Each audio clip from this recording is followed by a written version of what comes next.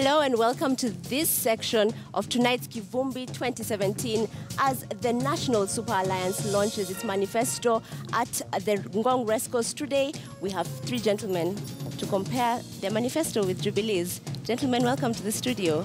We have analysts Kamodho Waiganjo, Martin Olo, and Barack Muluka. So I believe you've all perused through the manifesto. First thoughts. Muluka, can we start with you, please? Okay, thank you very much. I have indeed, as you say, taken a maiden and a very cursory perusal of the two manifestos.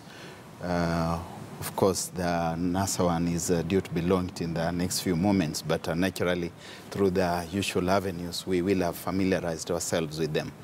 If you look at the two, the impression that I get is that the Jubilee manifesto is fundamentally programmatic, that it's talking about programs, things that it intends to deliver over the next 5 years if they are elected or re-elected, that it's also focusing essentially on achievements that they have made.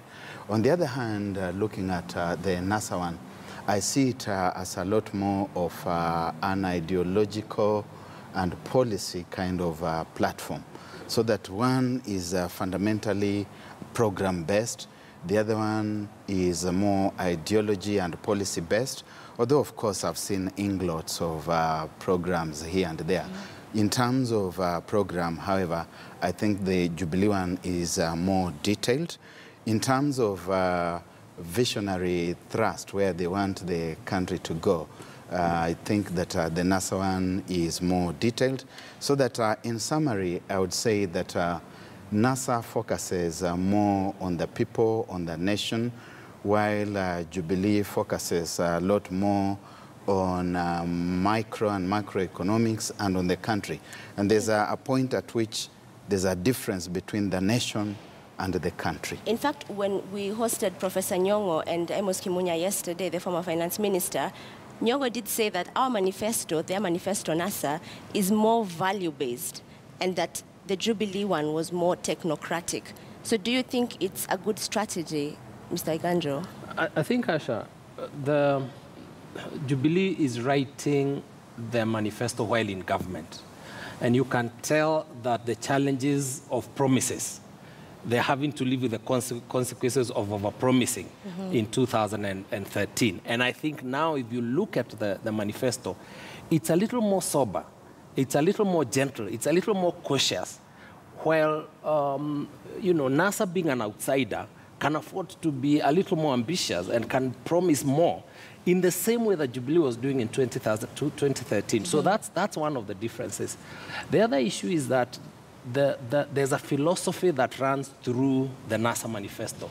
And it seeks more to speak to those that would feel excluded.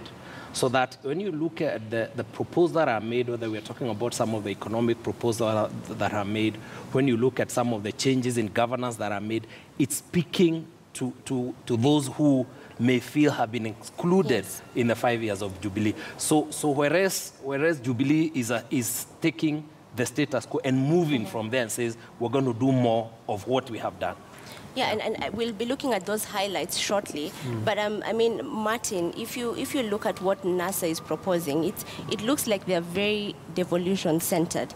They mention a lot of, you know, devolving education infrastructure to counties. They mention allocating more resources, more money to the counties. Do you think that's a strategy that's going to work for them? You see, there are two things that you can say, and both my brothers get it, that one is talking from inside, the other one is talking from outside. And then what Kamodho says is that one is also looking at a message to its key constituency, and therefore trying to look at the marginalization, trying to look at issues of exclusion, trying to look at issues of language, Swahili, and so on. So there's a way in which there is an attempt to reach out to the constituencies. And now the challenge between the two is that from inside, it's difficult for government for Jubilee, for example, to say more of what it's doing and yet not to appear to be exclusive. So it must try and reach out to everybody.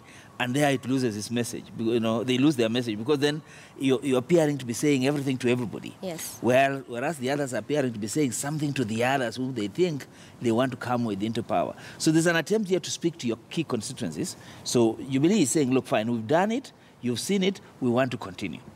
And NASA is saying, look, we have seen what has happened. We think that issues of devolution have not been well handled.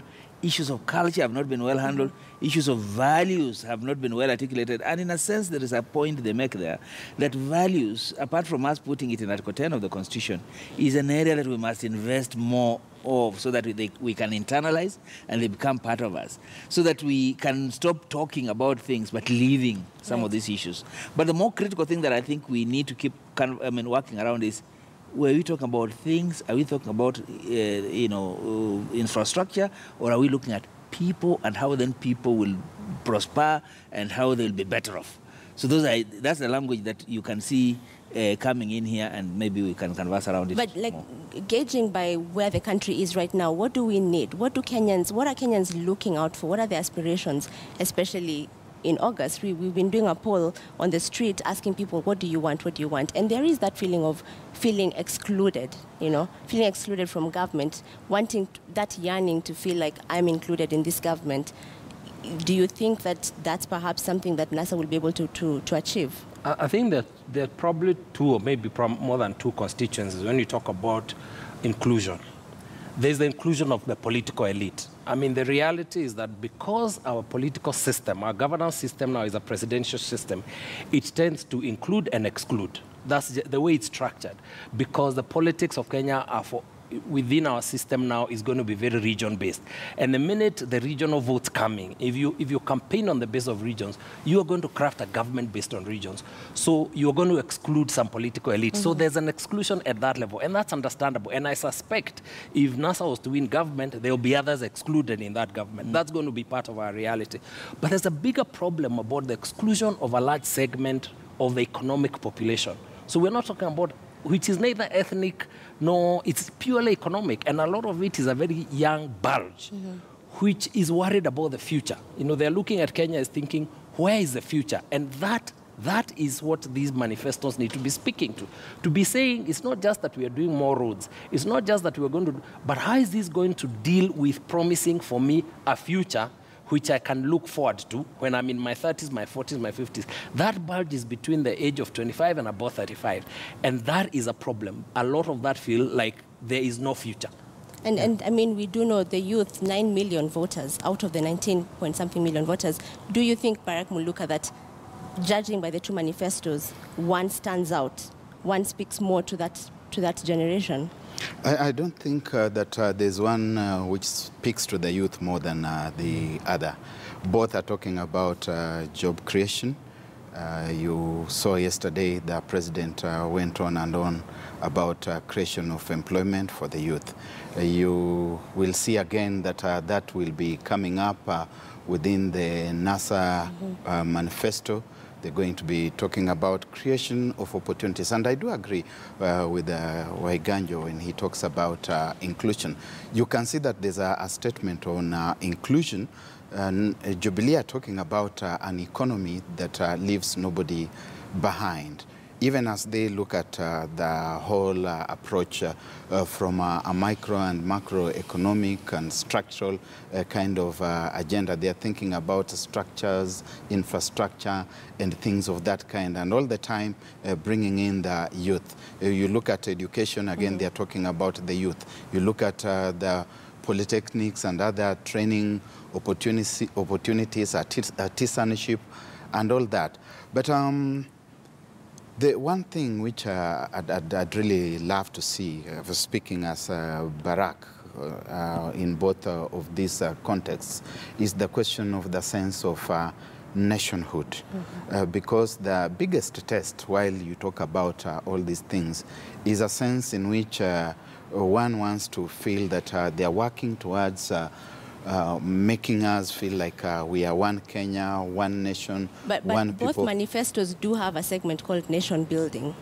There is that that thing of nation building, and I think there NASA comes out a lot more strongly, obviously, because they are coming from, as Waiganjo says, a position of perception of relative deprivation, that we have been excluded. And so we speak to those constituencies, or that constituency that has been excluded, and we are telling them that we are now going to be together. Indeed, they talk about nationhood and nation building as the very first item. Then they move on to historical injustices, impunity, and proper business culture and governance. And these are things that then start speaking to two completely constituencies, and one would start asking, where do the youth belong? Do the youth in one constituency feel included, while youth in another constituency feel excluded? Yes. I think those are some of the things we'll be interrogating as we go ahead. And so before we go to the comparison between Jubilee and NASA's manifestos on the specific sectors, I want us to cross over to the CBD, where we have our Lofty Matambo, and we understand there's been a situation there. Lofty, could you please update us what's happening in Nairobi City?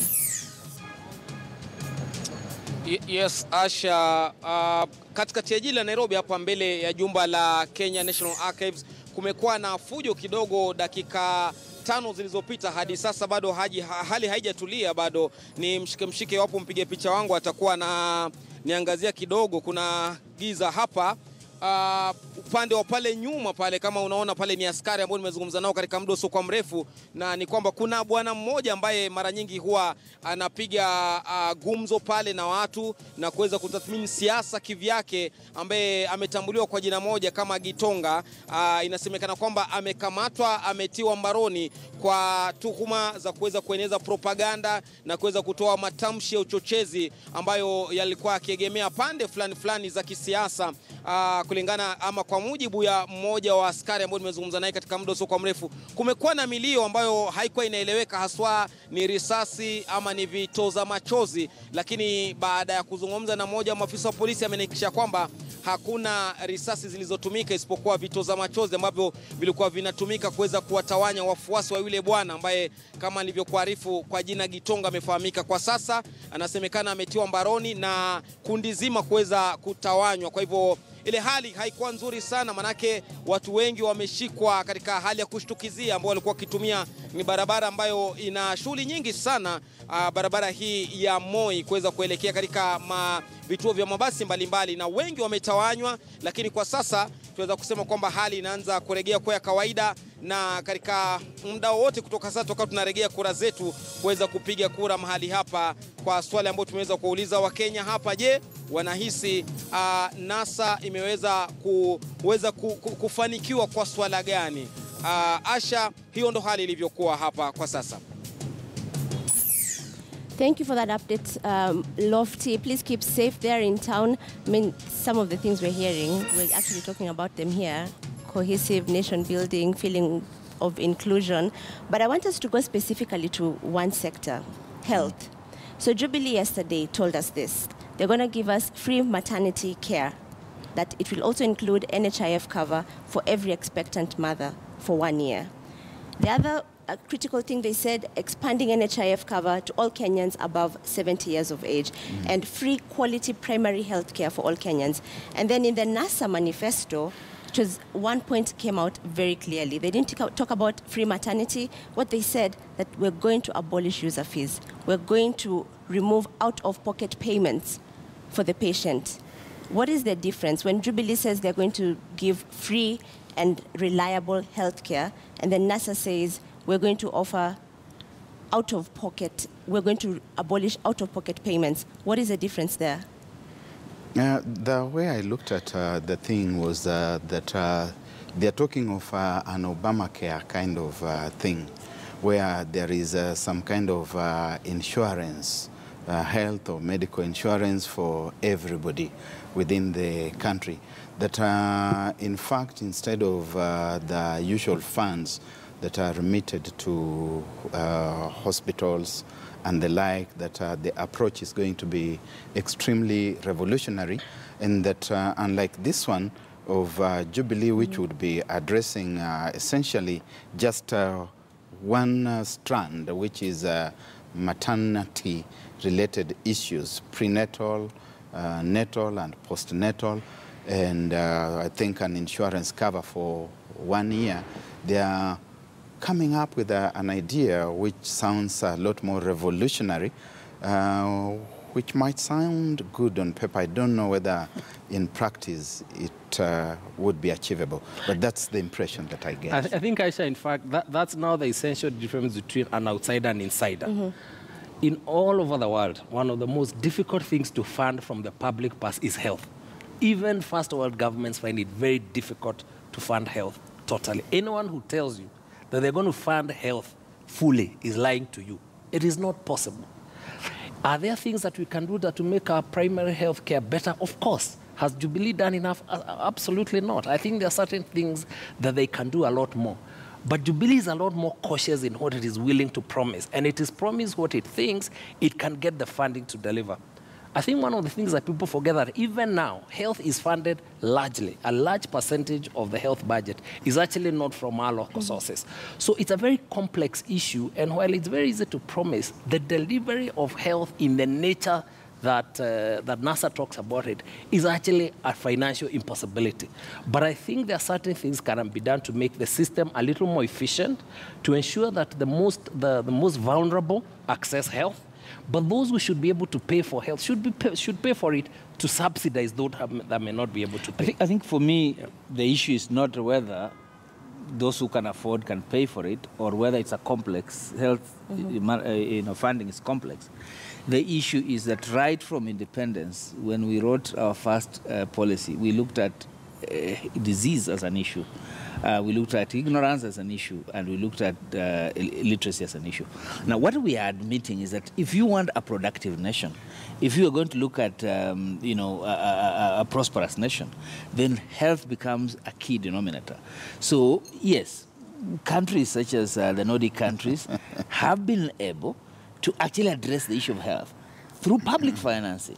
So then the question then is, how do you want to ensure that any Kenyan and every Kenyan who deserves healthcare accesses it? So it's a question of making the likes of people sitting here like ourselves able to pay for it, but those who cannot, able to also get the same facility because you have subsidized this. And I think that that's a conversation that we must be having, whether it's NASA saying it or Jubilee saying it. Right. Ideally, what I would like is any Kenyan should be able, or every Kenyan should be able to access health services whenever they need them. All right, let's move to education, because that's another big one. And we know that Jubilee, first on the campaign trail, said we will introduce free secondary education for all. And then in their manifesto, it was clarified that it's actually free day public secondary education. NASA, on the other hand, is saying it's going to be free secondary education from the onset. Immediately we take power. If we win, everyone in secondary school, I guess, will not pay tuition fees. But it's not very specific, actually, on what exactly it will be. So who do you think has a more tangible pledge on that one? You see, for me, the devil is in the details. Which is and again, the issue is not free secondary school, because the public will pay for it. We will pay for it. The key issue for me is, what do I do if I have a child in a boarding school? What about accommodation? What about food? What about even the administration? What about the workers in those schools and so on? So there are many things that we need to look at. I think this conversation on both sides needs to be tempered with reality. That A, it needs to be costed, and then B, it needs to be seen in such a way that, again, you don't deny those who can afford the opportunity to pay. And those who cannot afford the opportunity to still access the services. So really, that's the balance that one should be looking for. But for the ordinary Kenyan watching these launches, the perception is, these people are actually promising me free secondary education. How do you temper those realities as politicians? There's no such thing as free. You see, and I think Kenyans are probably a little more sophisticated than we think. The reality is that each of the free promises that we make is going to come. Government doesn't have money.